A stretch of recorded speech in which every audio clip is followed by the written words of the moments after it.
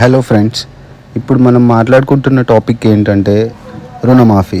అన్నం పెట్టే రైతుని అప్పుల ఊబి నుంచి ఆశల సాగు క్షేత్రం వైపు నడిపించే ఒక మహత్తరమైన సాహసం చేస్తుంది మన తెలంగాణ రాష్ట్ర ప్రభుత్వం.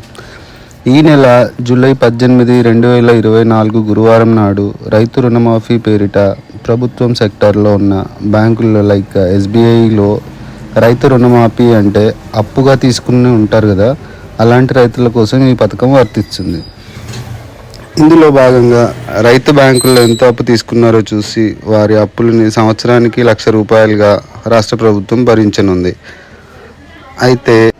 అయితే మన తెలంగాణ ప్రభుత్వం ఎలక్షన్ టైంలో రైతులకి ఒక ప్రామిస్ చేసింది. అదేంటి అంటే ప్రతి రైతుకి ₹2,00,000 రుణమాఫీ చేస్తాము అని చెప్పి మా గవర్నమెంట్లో.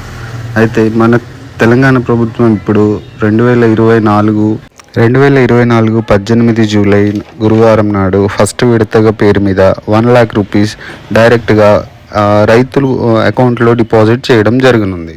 అయితే ఒకసారి స్టాటిస్టిక్స్ చూసుకుంటే మన తెలంగాణ స్టేట్లో 90 లక్షల మంది వైట్ రేషన్ కార్డులు కలిగిన కుటుంబాలు ఉన్నాయి. 70 లక్షల మంది పంట పేరిట రుణం పేరిట ఖాతాలు ఓపెన్ చేసుకున్న కుటుంబాలు 70 లక్షల మంది. అది కాకుండా 6,36,000 మంది తెల్ల రేషన్ కార్డు లేని వాళ్ళు కూడా ఈ ఖాతాలు ఓపెన్ చేస్తున్నారు.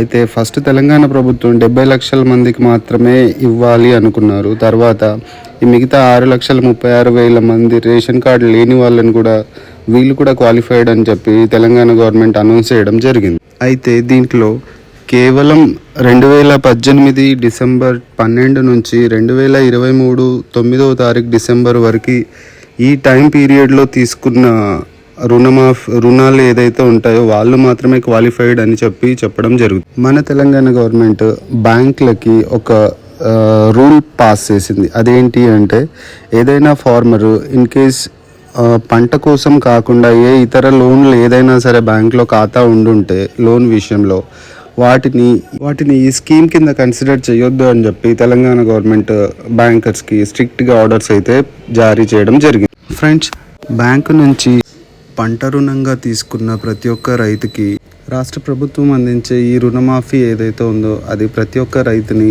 బ్యాంక్ ఖాతాలో నుంచి బ్యాంక్ అప్పుల్లో నుంచి బయటకు తీసుకురావాలని మనసారా కోరుకున్నాం. ఫ్రెండ్స్, ఈ ఇన్ఫర్మేషన్ మీకు కరెక్ట్ అనిపిస్తే లైక్ చేయండి, షేర్ చేయండి, సబ్స్క్రైబ్ చేయండి. Thank you friends.